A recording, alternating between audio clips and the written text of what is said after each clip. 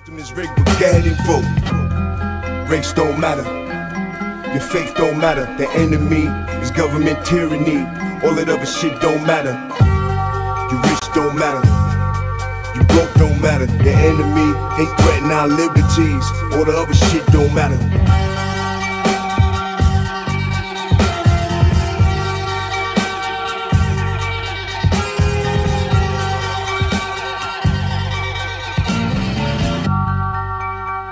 Ocean. I don't know why, but I trust you. This time, vote like your whole world depended on it. System is rigged, but go ahead and vote.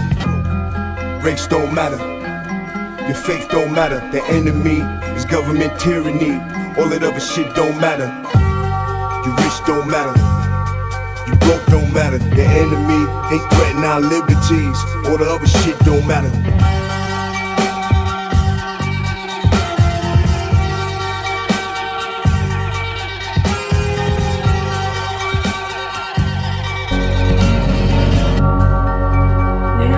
I don't know why, but I trust you. This time, vote like your whole world depended on it. System is rigged, but go ahead and vote.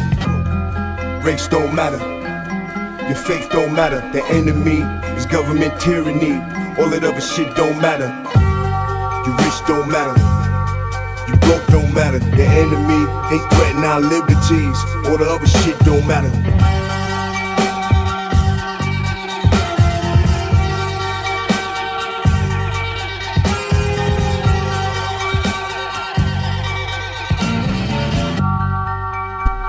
Ocean. I don't know why, but I trust you. This time, vote like your whole world depended on it.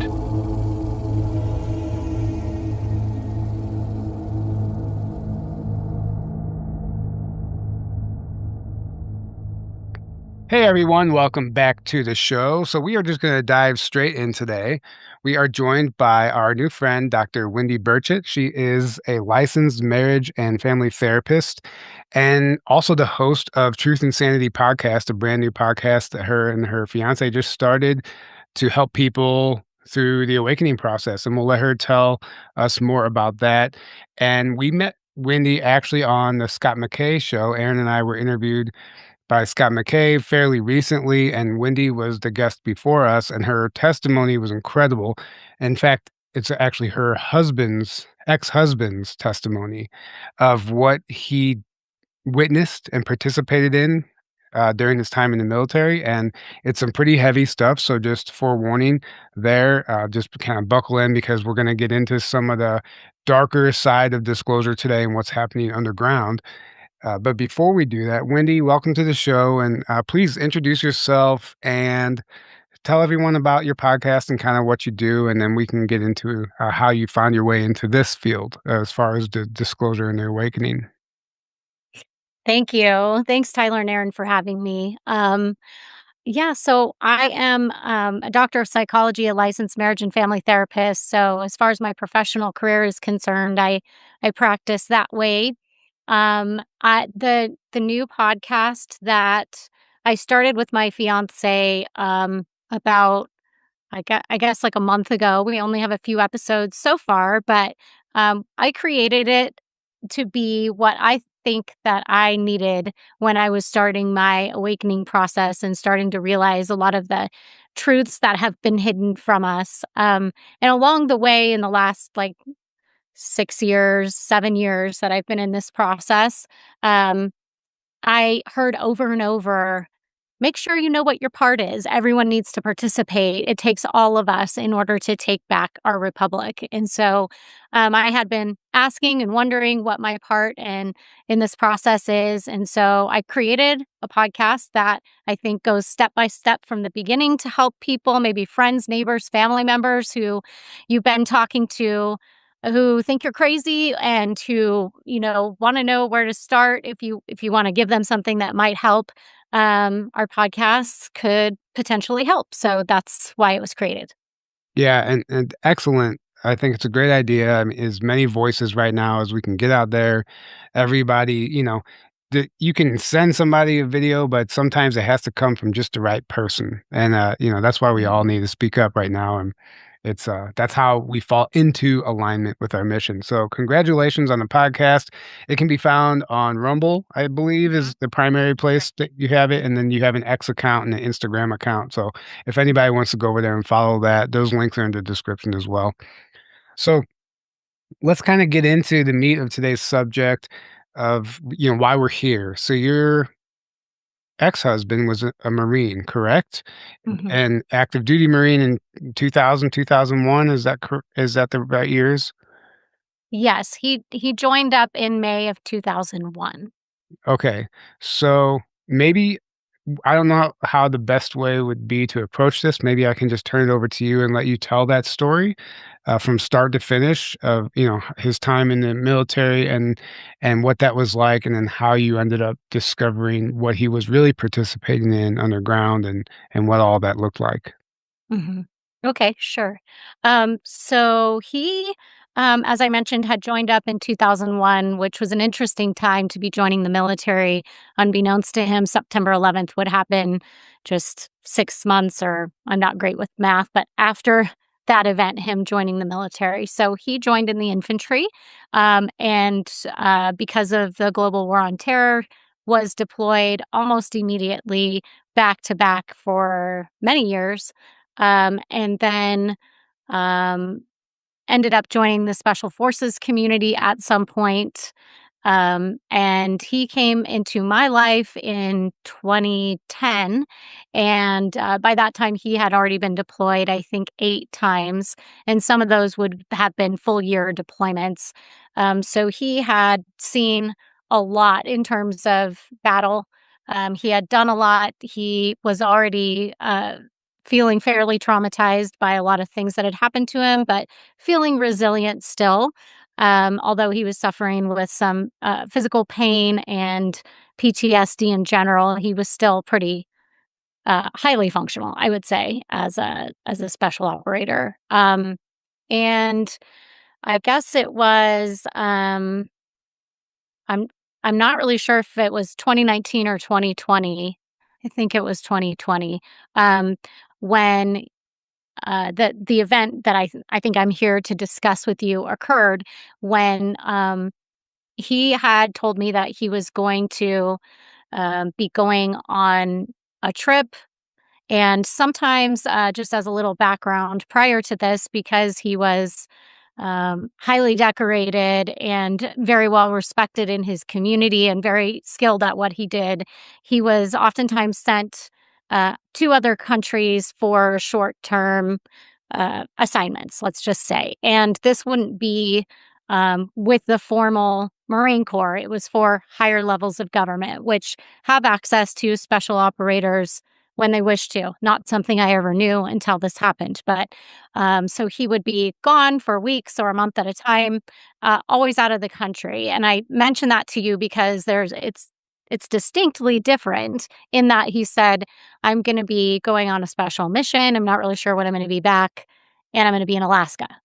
And I was like, okay, well, that's weird. He's not fighting terrorists over in Africa or something like I was used to him doing. He was actually stateside. Um, so that made me wonder a little bit, but I thought, well, maybe it's mixed with training. Maybe it's like training and he's doing something else. But so he went up there and I started getting text messages and calls from him that were highly distressing to me. I could tell that he was under some sort of duress. I had no idea what was going on. He was being very limited in what he was telling me. Most of them were text messages, not phone calls. And he would tell me that he was really exhausted and he didn't feel well, but I could just tell in his tone of voice that something was wrong. Right, right. So eventually, he came back. I think he was gone a few weeks. And when he came home, I could tell that um, he was not the same person. I mean, he was pale and shaky, and, he was 6'1" and, close to 300 pounds, pure muscle. He's not a weak person. And so I didn't know what was going on. I thought maybe he had a flu or something, and he didn't. But he wasn't eating, he wasn't sleeping, and he was not doing well at all. So I kept questioning him what was going on. There was one night when he was really restless and couldn't sleep and seemed like he was half having nightmares, half tossing and turning. And so I woke him and I said, "Hey, I need you to talk to me. I don't know what is going on. Something is not right with you since you've come home." So he kind of didn't respond at that point, but the following day, I was questioning him again, and he broke down into tears and was lying on the floor and just sort of blurted out what had happened. And he only spoke of it a few sentences that I could get out of him and never spoke to me about it again. But what he said is that he was asked to lay C4 explosives into tunnels, and that they were way outside up in the mountain range area of where outside of the city in Alaska, wherever he was, and that he was asked to explode these tunnels. And I said, "Well, I don't understand. Like, why are you exploding these tunnels?" And he just said, "Well, I was in these tunnels, and when I went in there, there were remains of children and babies, skeletons, remains, human remains, and that he was horrified by what he saw. And he kept saying, I don't know why there was no one to save in there. Um, and it's hard to remember how just distraught he was, and that I couldn't do anything to help in that moment. But he also mentioned that there were beings. I don't remember the word he used exactly. He didn't say monster or whatever, but he said that we're not human, that were there in the tunnels, and that they were fighting. And of course, I was shocked by that. And he said that they were very tall, much taller than he was. So he was 6 foot. So, you know, I don't know. And that it was the most horrifying experience of his life, and he was never going to be able to get it out of his mind. And he was beside himself. So I think that's Yeah, kind of the gist of the story. That right. So, okay, let's rewind just a little bit. So he comes back and he's like a shell of a man from what you know him to be, right? And so you finally get it out of him, and obviously he probably signed some NDAs and couldn't talk about it. At this point, he's deceased now, right? And was he ill before that? Did he have health issues prior to going to Alaska? no. No. So you think whatever happened there was the beginning of the decline? No, they were separate. He contracted malaria a few years following that incident. I see. I So see. it was completely separate. Yeah, he was perfectly healthy. Yeah. Okay. And so he tells you about these tunnels and the children. So, and he didn't say there were any humans alive or that you N remember? No humans alive, nobody in there who was alive. And did he give you any impression on how long the bodies had been there? He thought they had been there a long time is all he said, and that they were remains. So I don't know, Wow. but he said it was clear that there were babies there and children. Wow. And then the creatures, of what we hear a lot is, these reptilian beings, right? But there could be any number of type of creature down there that they would be fighting. And this corroborates because right around the same time, the army and other branches of the military started releasing these articles how they were training soldiers to fight underground, right around the inception of COVID. And there's credible documents on that. You can go find them. So they were training for subterranean warfare. And I've talked to another guy who was a medic on one of these missions, and so he, this is verified, obviously. And it's interesting to me. It's Alaska. I've heard a number of conspiracy theories about what's in Alaska. We know, well, the HARP facilities there. There's a military base up there. I can't remember the name of it off the top of my head. That there's, some rumors of underground, deep underground military bases there. So, and there's, I mean, you can just list them. Just a number of things people claim is going on in Alaska. So I wonder if this was a part of a much larger effort all over the country, all over the world to clear out these tunnels. And since you've learned about this, maybe you could explain to us what that did to you, how like it changed your view of the world, and like I'm sure it sent you down a rabbit hole, right? Yeah, I had only just started learning and hearing some things, information that I was trying to sort through and figure out what was true about, the mass scale of child sex trafficking, the fact that these deep underground military bases existed, and other hidden truths like we were talking about earlier. Um, I would not say I was awake at that point. Um, I had mentioned it to him once before, like, "Oh, have you ever heard of a deep underground military base?" And he said, "Oh, yeah, those exist." And I was like, "Oh, okay." He's like, "Yeah, they keep ammo down there and whatever." So, from my understanding of what he knew was nothing about what he saw. Just was aware that these bases existed where he thought, they stored ammunition or weapons or other things.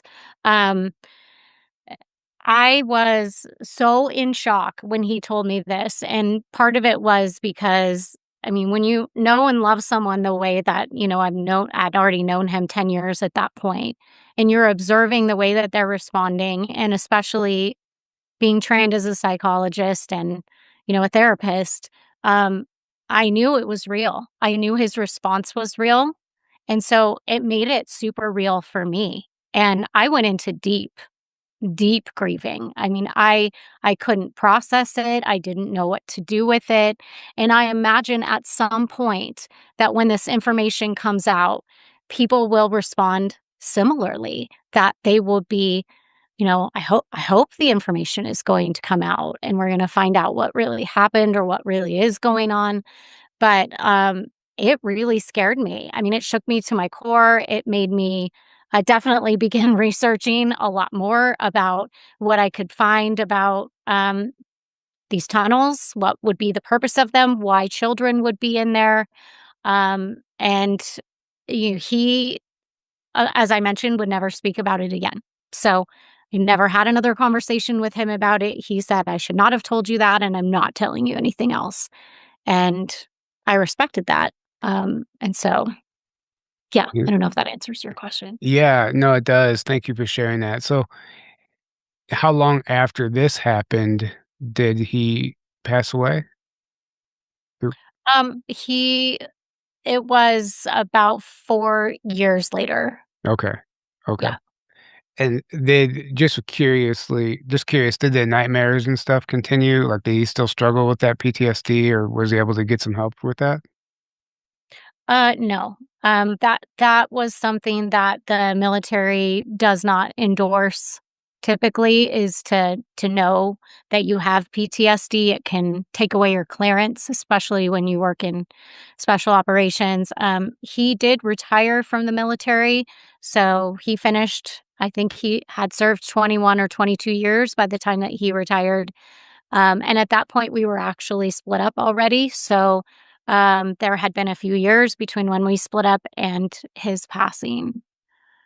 And what inspired you to come forward and start telling his story?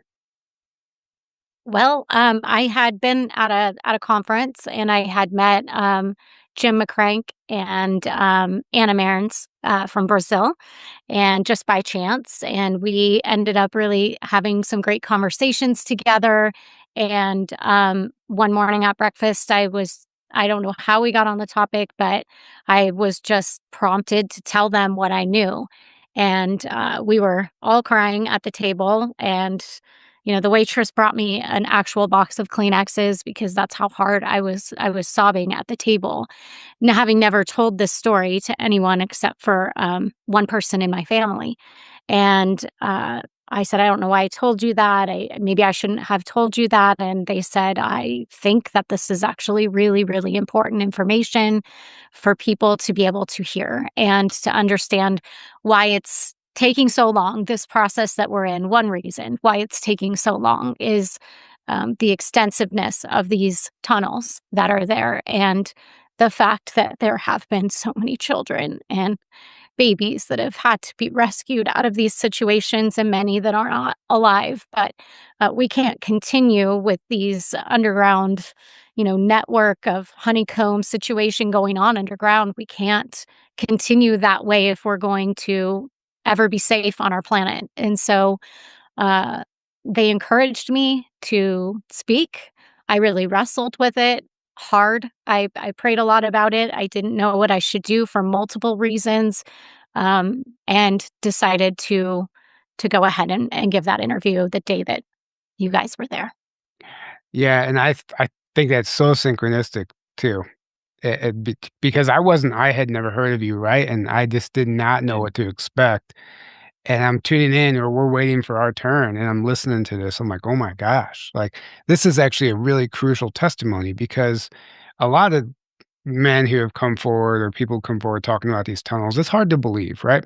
It's hard to believe, but this is a really rare scenario, a unique scenario of, this is a secondhand story, but it was your ex-husband who, and the way he told it to you and you being, this psychologist and being able to read body language and know that he was telling you the truth, it's important. And because I remember specifically covering some of the underground tunnel stuff back then, and a lot of the feedback online is we getting laughed at and, people just believe in anything. That's not happening, stop spreading misinformation, but here we are at the end of the road now and everything's turning out to be true.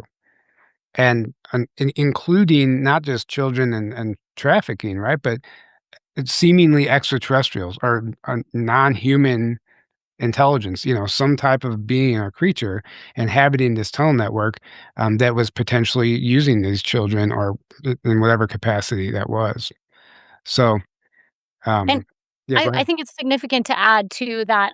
I have I don't even know what I believe about extraterrestrials or, reptile. I honestly still at this point don't know a whole lot. I've been listening to some of your podcasts to try to learn more about, what's out there in this world.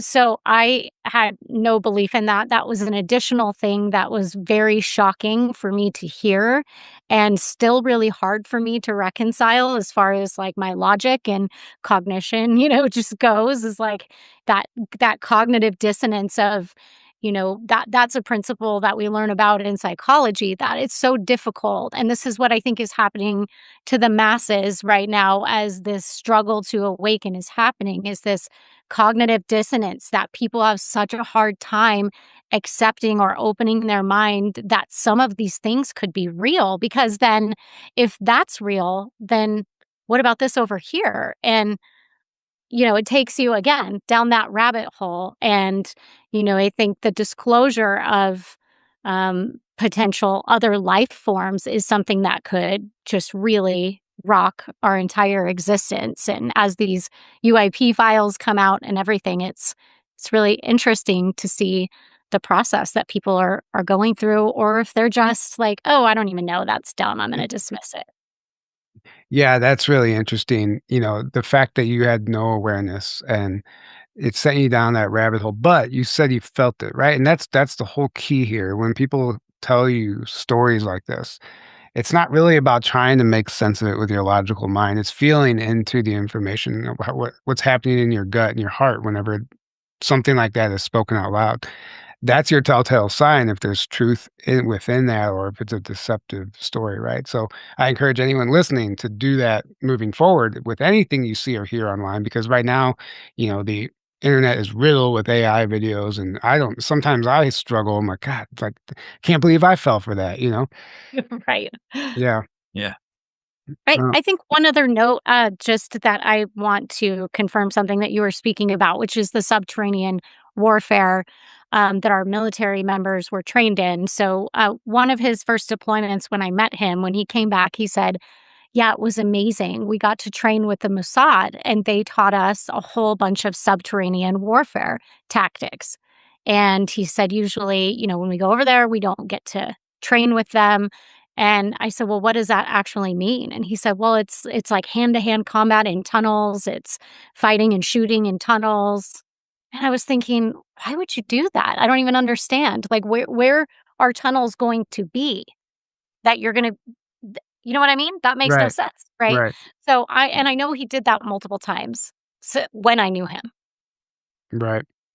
Mhm. And he was you just said special ops, right? So he was and we know how these assignments go. It's need to know, and if you have whatever skill or ability that you've been trained for, then they'll bring you in. So I can only imagine what he had done in other parts of the world. Obviously, not as traumatic, but I wonder what else he knew. And surely he signed some NDAs, so he was probably part of. I think any veteran who struggles with health issues, I think, it could be you can develop any sort of disease or contract a disease in any way, but I think a lot of it is keeping those secrets and, like, keeping those secrets within you, like, that energy, like, it's gonna turn into, like, a cancer or a virus or something, and, we see that happen more and more. I think, it's not we're not meant to hold on to that stuff. It's supposed to we're moving into the age of transparency where it's just time to speak up, So, it's also probably a good thing that you're talking about this too, because it's healing for you. I'm sure it is. Yeah, and it's always an honor to speak about him because um, he was a wonderful human and still is wherever he is existing. And I'm hoping that my telling his story is able to use the voice that he was never able to use because obviously if he was alive, he would not be able to tell these stories. And that's part of what I struggled with a lot when coming forward.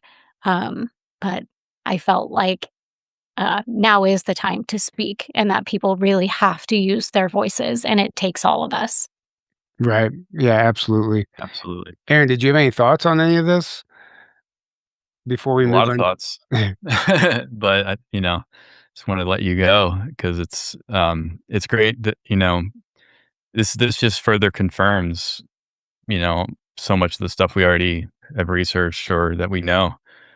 Um, you can't make it up when someone like yourself has a personal story like this that, um, if this stuff wasn't true, you wouldn't have that, right?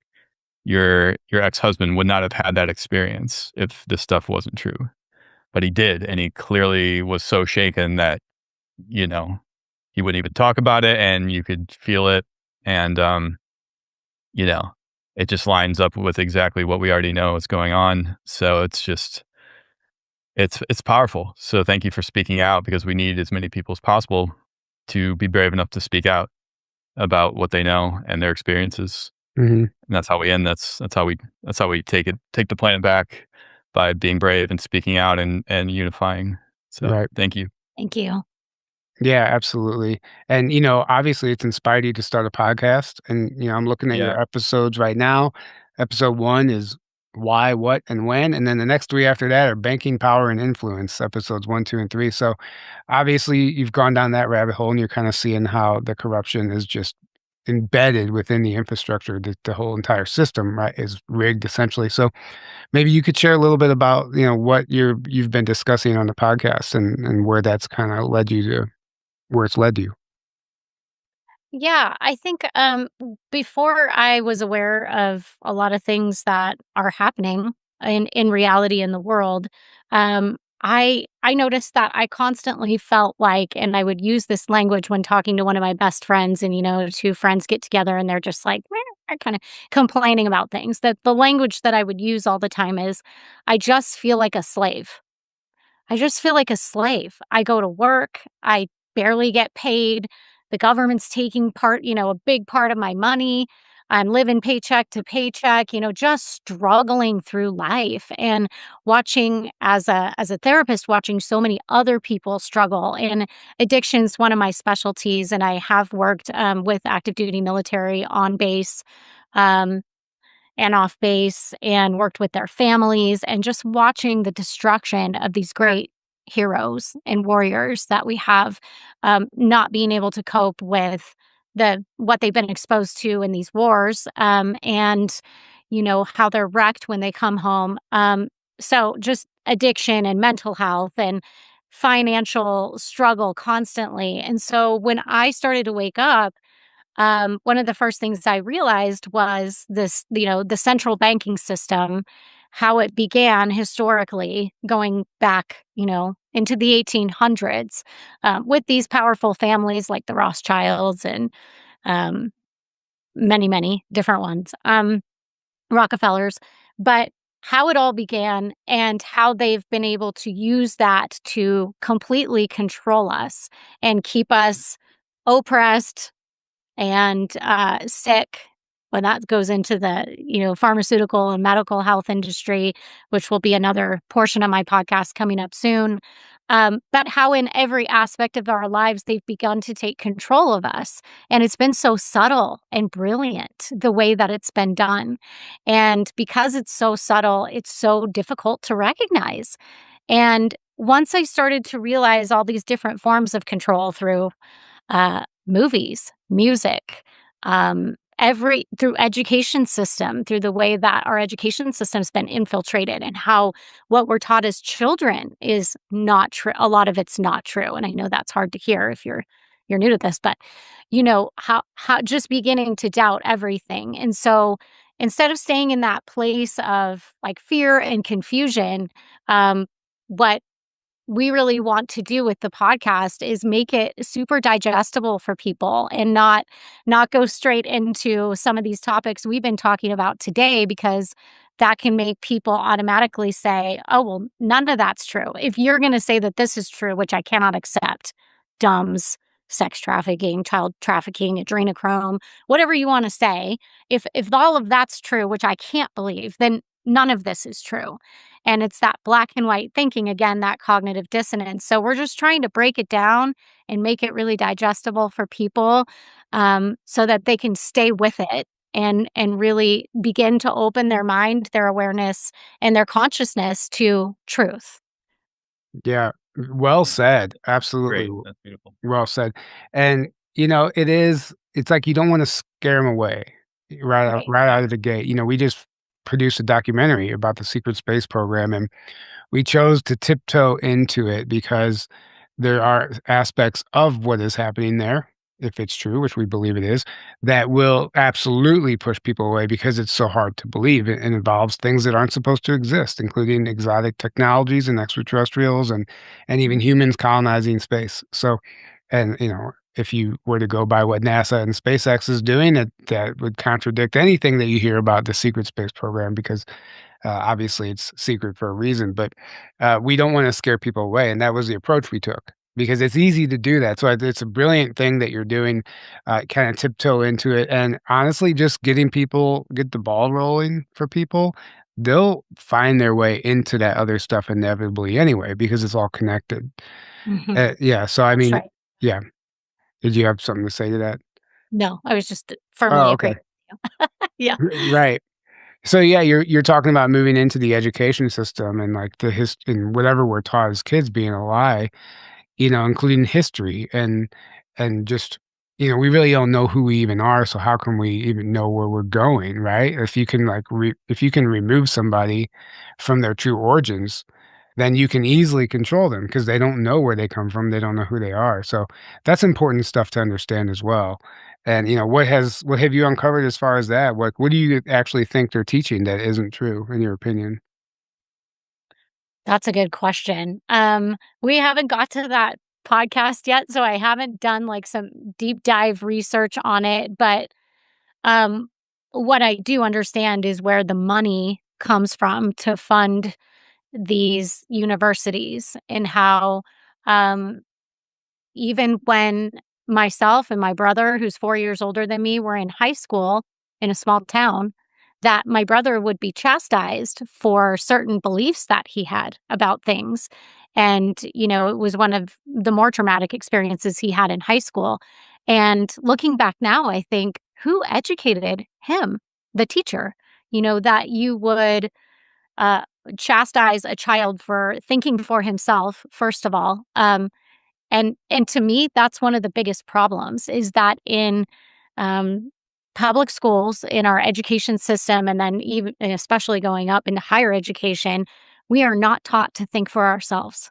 In fact, we are chastised when we are a good critical thinker, when we're asking for what the source is, right? Where did you get that? Where'd you hear that from? Oh, that's history. Don't ask me that question.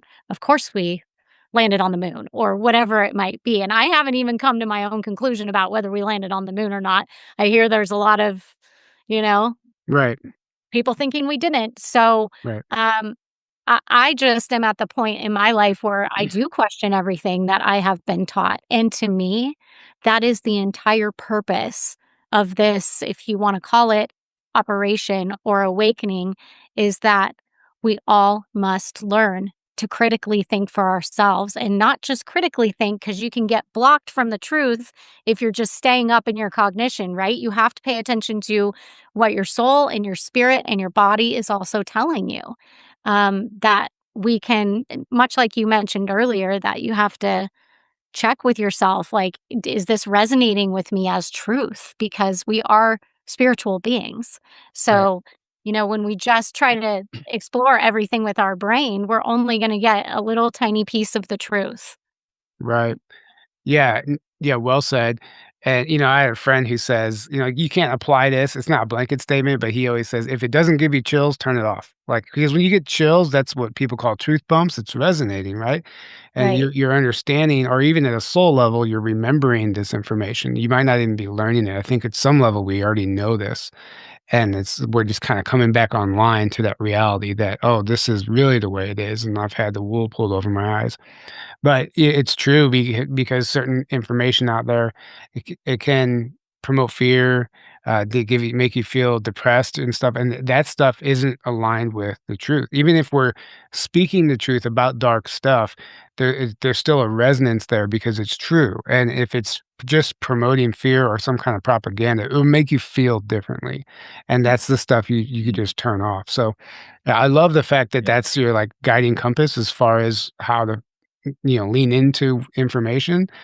And, the whole moon landing thing, that's a whole interesting thing. If you do want, we covered that extensively in our documentary, but, um, there's things like that people see, and whether or not we landed or not, it's the fact that that narrative is out there is making people question everything, and that's what's important. Mhm. Yeah. Um, so did you have anything else? I mean, we kinda, I don't wanna, like, traumatize the audience by getting into too much of the dark stuff of what was happening on the ground and stuff, but was there anything else surrounding your ex-husband's time in the military and what we talked about earlier that we didn't get into that you'd like to cover?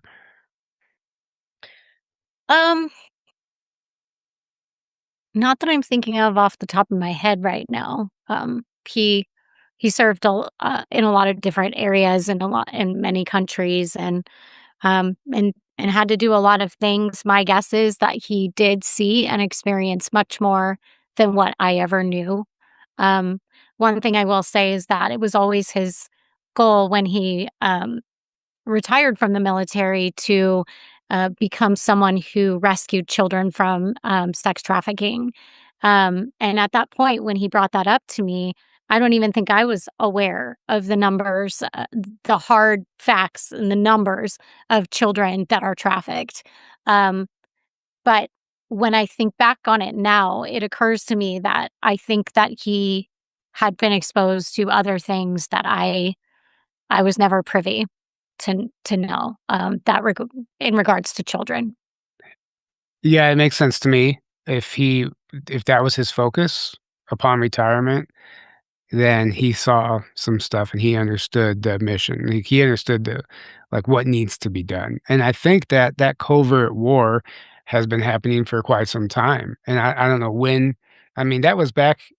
So what year? Okay, remind me. You might have already said this. What year exactly do you think he went? 2019 or 2020 was I the Alaska trip? Yeah, it's in my journal, and I just don't recall, the date. I don't know if it was 2020, Okay. uh, or if it was 2019. Yeah, so it seemed like COVID was a dual operation. Like, yeah, it was just like mass psyop to potentially even enslave us even further, right? And take away all of our rights and, promote, rebrand the flu, and there's a whole conspiracy there. But simultaneously, there seems to have been what some people will call a white hat operation, or something like what your husband was involved in. Good men going and fighting this war on the ground and rescuing children, and really cleaning up the mess that had been made. And it seems like there has been an ongoing plan for quite some time to even get people in that position so we can go start fighting that war, right? And I firmly believe that it was, as dark as it was for certain people, it was a catalyst, and it also served as an opportunity for us to, go in and start cleaning up this tunnel network, and then people come out and share information. I had a nurse reach out to me who was sent to New York during that time whenever they had the tents set up in Central Park, and the Mercy and the Comfort, the medical ships that were stationed on either coast. She said that what she witnessed from her hotel window was them. They put the tents in Central Park because there was an entrance to the tunnel network there, and they were bringing children up, and they were bringing them to the hospital ships. The hospital ships weren't for the COVID patients; they were for the children.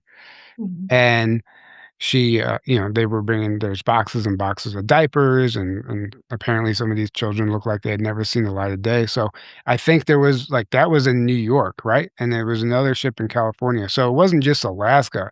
I think there were many teams deployed all over the place. And it was a massive effort to, start cleaning this up. And I think that's still being waged today. But I would imagine that we've made some progress in the past 6 years. And I think that, we're on you're on the way out of, the darkness, having a stronghold here. I think they can't get away with what they used to as much or as good as they were able to for probably decades. Yeah, I sure hope that that's the truth. And, I remember one thing about what he shared was that they were only allowing those groups of men who were up there in the tunnels to work for, I think, 2 to 3 weeks at the most. And, they were working like, I don't know, 16 to 20-hour days, going, sleeping, eating, and then going back. But he said because it was just taking a toll on everyone that they just only would allow you to do it for a few weeks. So I can't imagine the number of service members that have been exposed to this because obviously it was going to take a lot of people to a lot of our active duty military to accomplish this task. And um, yeah, it's horrendous. Yeah, and not just anybody. I'm sure they had to pass the psych eval or something before they could Correct. even be sent into these tunnels. I'm sure a certain level of clearance, I would think, and skill level, obviously. Um, Mhm. yeah. Yeah, but and just be able to handle it psychologically, like a certain personality type, that's needed for that type of situation. And, thank God, thank you for his service and that he was able to even come back and share that little bit so we can get, like Aaron said, that's further confirmation. Not that we needed it, if we really look into this, it's pretty apparent that that's what's been going on, but it's further confirmation that this has Mhm. been happening. And now we can tie Alaska into this tunnel network that we talk about all the time. And now maybe that will send somebody down a rabbit hole. And disclosure definitely isn't going to come from the government. They're going to give us their version of it, but it's up to us. And that's why your podcast and stuff is so important. But, I don't know where else we can go with this, Aaron. Did you have any questions? Um, Not really. I just have one thing to add. So if anybody doesn't know about the underground stuff, I think Phil Schneider is a good place to start. He's kind of like an OG whistleblower on this stuff. Yeah.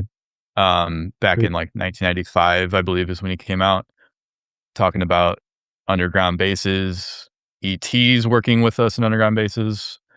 He claimed he got attacked by hostile ETs in an underground base, and he showed the scars and everything. Um, Yeah. and he There's said And he talked about it that, oh yeah, we have all this advanced technology that we got from extraterrestrials. This is well known in the Black Ops community. And then guess what? The next year he gets taken out. It's called a suicide, but it's very, very obvious that they took him out when you look at the details. It's beyond obvious when you look Right. at the details of his death. And they called it a suicide. And this is like right after he comes out publicly. And his wife is still alive, and she talks about that he basically knew they were going to take him out, but he didn't care. He wanted to get the truth out, and he's like, I know they're going to probably take me out, but I'm going to tell the truth, and God bless him. And ever since then, all we've seen, there's been so much more that's come out that's validated that there are these underground bases going on. There are very nefarious things going on with them, and there are way more advanced technologies being used to build them and in them than anyone is led to believe even exist. And there's ETs involved in all of this, right? Well, your husband's story kind of fits into that whole picture, right? Right. So, And yeah, well said. And that documentary, there's a Phil Schneider documentary on Prime. I think it's called Watch the Underground or just The Underground. The Underground. The Yeah. Underground, yeah, It's really and good. it's totally worth your time, Wendy, if you haven't seen it. It'll definitely fill in some blanks for you as far as your research goes, and a very credible testimony, like Aaron said. And, he was definitely one of the first ones it was in the '90s to Yeah. make us aware of the tunnel network, and really, I think how the story went was that he was actually a part of a team that was drilling, tunnels for the Mhm. military, and they drilled their way into, an extraterrestrial base, and he got in a firefight with these beings, and, they shot his fingers off, he had to shot him in the chest, like, he had all the scars from some sort of Wow. plasma weapon, and he lived to tell about it, and then he tells the whole rescue mission and everything, and, he knew that they were coming after him, so he just started blowing the whistle, and then they definitely took him out, and, it's like Aaron said, it's obvious and it's sad, but, like, It's true. he got way too close to, seeing some of that stuff, so, understandably, why your husband didn't wanna say anything because he's probably scared for his life as well. Yeah. I mean, that's possible. I know he had a lot of secrets that he kept from, 21 years of being in the military, so he was good at it. Mm, I think he just had a moment of, like, unbearable grief and blurted out what he did tell me, yeah, and, I know in honor of his life, I think that it's important too to tell this story because if it, can bring awareness and if it can help any child that is still alive to be rescued, I think about Jim Brewer, not the comedian, but I don't know if you guys know Jim Brewer out of Texas, who is a pastor who has a major operation to rescue children and women who've been sex trafficked in other countries. And I know that he's also told stories. He might be a really interesting person to have on your podcast because um, he's had experiences with other beings. Um, Demonic and otherwise when going to rescue these children, and he's a pretty well-known person, so, it might be interesting to have him on your podcast. Do you know him? I don't know him. Do you know him, Tyler? no, but yeah, please Okay. send his information over Yeah, because, please. Sounds amazing. yeah, I would love to and I would just love to hear him out, pick his brain on that stuff because we have a friend also who's involved in child sex trafficking as far as rescues Mhm. go, and he has a very successful operation. He's also an ET contactee, so it's a very interesting story. But Mm. Yep. I've spent a lot of time with him, and he is even working. Maybe I'm not going to say that out loud because he said he shared some stuff with me that he can't share because he doesn't want to lose his job. But Right. anyway, there's a major effort right now with the new administration as far as they got the green light to go in and actually rescue children. Prior to that, it was technically illegal because you had to break the law to rescue, and there was no official effort to do it. So now they've got the green light to do so, and he breaks that down why they couldn't do it and they had to focus on rescuing children in other parts of the world because they couldn't rescue people in their own country because of they would get locked up for rescuing children. Literally, that's how crazy. which Yeah, tells you a lot right there yeah, about the system. Yes. Yeah. yeah, and he has amazing story after story after story, and Zaysan is what he goes by, but his name is William Sadolsky or something. Saldowski. Yeah. Sadolsky, yeah. And it's just incredible stuff that he's doing. And if you follow him online, he posts pictures of the children that make it and out, and it's a really amazing thing they're doing right now. So there's groups out there that are doing this stuff, and we only hear about it through avenues like this because they're not talking about it on the mainstream. They'll tell you all day long that people went missing, but when these rescue operations, if you follow Department of Homeland Security on X, they're constantly posting about these busting these trafficking rings and how many hundreds of children they're saving at a time, and just random states all out throughout the United States. And it's not getting any mainstream coverage. So, like, we know that mouthpiece is still like the final boss before we can get some real truth, until that propaganda machine comes crumbling down. I think it's going to be up to us. So, there is an effort. And I think that your husband was right in his stance is like that was the most important thing because it really is. And, Mhm. and once people understand that truth, then that's when it gets real for you, and then it might motivate you to fight instead of just continually perpetuating your own enslavement. You know. Yeah, and it's unbelievable to me that people can't acknowledge that, child sex trafficking is happening with the numbers, and I'm not even sure what they are, but they're absolutely astronomical. Mhm. The number of children that disappear, Mm. just disappear off the face of the earth. Nobody knows where they are. They never come back every single year, just in the United States, let alone worldwide. And why that point alone would not be waking people up. And it's beyond me.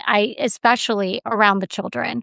And um, so I think you're right that if you can come to recognize this piece that children are in fact being, trafficked and disappearing, even though there's plenty of like hard facts and sources out there to find the truth about that. It exists. Google search it, you'll find it.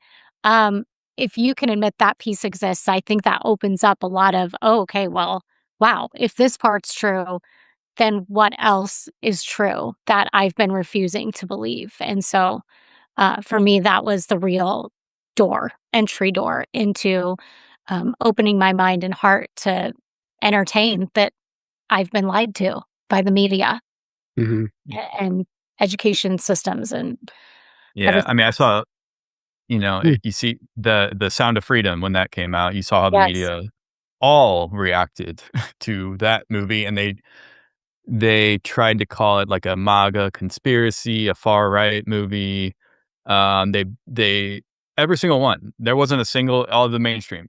They belittled it. Um, Yeah. they literally tried to say basically that sex trafficking is nowhere near as big of a problem as this movie or these types of people try to say. That's a far right conspiracy, and if you believe that, you're far right and you're bad and you're this and that, right? All these like character attacks on anyone who believes the truth about Right. this stuff, right? When in fact, when you actually research it, it's like no, that's absolutely the case. Um, like you said, and it's not even that hard to find the facts on that and to research it, but the very people running the media, because most people don't understand the system. They don't understand how controlled the media is, who controls the media, how nefarious these groups are, um, and the fact that these are the same people running the trafficking. Essentially, like it's the same people telling you about what you're supposed to believe, the truth, right? Telling you the news are the same people doing these things. So you think they're going to give you the truth? No, of course they're going to call it a debunked, baseless conspiracy. Right. Um, so and there's so many things that fall into that, right? Like go down this massive list. But this is the mind control, and this is why this is Right. part of the awakening because so many people have been under the spell for so long of everything that the mainstream tells me is pretty much the truth. Don't need to look any further. And if you believe otherwise, you're a crazy conspiracy theorist or you're stupid or whatever, right? Hmm. Well, thank God we're finally in times where like so much is coming out that is completely blowing the lid off of that, and that the truth is coming out. Hmm. The Epstein stuff, go down the list, right? So, yeah, just the Epstein stuff alone is proving that is absolutely true, right? So it's unbelievable to me that like still in this day you still have people taking that stance that they haven't the blinders haven't come off still, but there still are a lot, unfortunately. But there's going to be a point in time, I think, in our lifetimes that the truth it has to come out, right? It is right here, right now, It is today. coming out right now, Yeah. right? But it's not going to come out in a way of like because the same people are still technically in running the media and in these positions of power that are the gatekeepers. Well, the truth's not going to come from them. It's going to come from people like us and the whistleblowers and the cracks in the dam are getting bigger and bigger, and Right. until we're Yeah. all going to be flooded, at some point with the truth, and it's going to be undeniable, and then it'll be a different world at some point completely, but we're still in the chaos. We're still in the Right. phase of Yeah. the Yeah. olds trying to hang on for dear life and retain power, right? Yeah. Yeah. They're not going to come out and tell on themselves, and that's the issue, Right, right? Yeah. So right. it's it's a very complicated effort, and it's a challenge to get the truth because there's so much pushback. But that's what this fight is all about. And thank you, Wendy, for joining us today and joining the fight. Yeah. Honestly, Yeah, thank starting you. the podcast and just getting yourself out there. I understand this is only the second time you've come forward to tell this story publicly, so thank you for that. Thank you for trusting us. And is there any final words you'd like to leave us with? Let the audience know how they can follow you and all that. Um, Yeah, just additional encouragement that if you have been consuming a lot of podcast information and you have been learning and learning over, several years' time or however long it's been, if you've just learned enough that you have something to share, I just really encourage you to find a way to speak up. And whether that's with your neighbors, your coworkers, or if it's something like writing a Substack, or it's a podcast, or running for your local school board. There's a million ways that you can get involved, and I encourage everybody out there to just think about what their part is, because that's what pushed me into having the courage to start speaking. And I'm no one special. I have no idea what I'm doing. Nobody really does. So I just Yeah. encourage you to try, like what can it hurt to try? So yeah, you can find the link to the Truth and Sanity podcast on Rumble. We're also on X. And then professionally, I have a podcast called Navigating Toxic Relationships. It's for women. And some men are listening to it too right now, but it's really about how to break out of that. Well, for the sake of your podcast, I'll use this terminology: mind control of toxic and abusive relationships, and how to find your way out and forward. And so that is anywhere you can find podcasts, and I put the link below. And that's the professional side of my day job, what I do, helping people. I mean, that's incredibly important work too, honestly. And Thank you. this gets into a Yeah. whole other segment of this issue is that these people that are narcissists or whatever in these toxic relationships, a lot of times there's entity attachments and there's things working through them, and it's not necessarily them. And we've covered this on many episodes before. I even write about this in my book. But so it's all tied into the same fight, really, because it's how this mind control and parasites take people over and create this behavior that otherwise wouldn't be normal, right? And so it's important. Like, that's amazing that you're doing that as well alongside of the other things. So you're already, it sounds like you were already on the right path as far as helping people out of that situation. So this is just another layer, and that's amazing. And yeah, thank you so much for joining us today and sharing your story. Yes. And we truly appreciate you. And we're just grateful that you have decided to join the fight and come forward. Thank you so much. Thanks for having me today. It's been so nice meeting both of you. I really appreciate meeting Yeah. you. Yeah. Thanks for what And you're doing. Yeah, thank you. And thank you guys all who are listening. Thank you for being here. We can't do this without you. Your support means everything. And if you're interested in checking out our new documentary, you can buy it on our Patreon for $9.99, or you can go to Fossum. It's a streaming app that's with Roku TV. You can download it on any smart device and watch it there. And it just got picked up on Tubi, so it'll be available very shortly on Tubi. And we're still fighting for Prime or Amazon Prime. We'll see if we can get there. But if you are interested, you can check it out there. And really, you can find all that information on our website, journeytotruth.online. And that should link you to wherever you need to go to watch it. And we appreciate the support. And if you enjoy the movie, you can leave a review on imdb.com. And that information is also on the website. So thank you for being here today. We love you. We can't do this without you. Have a great evening. Good night. That's no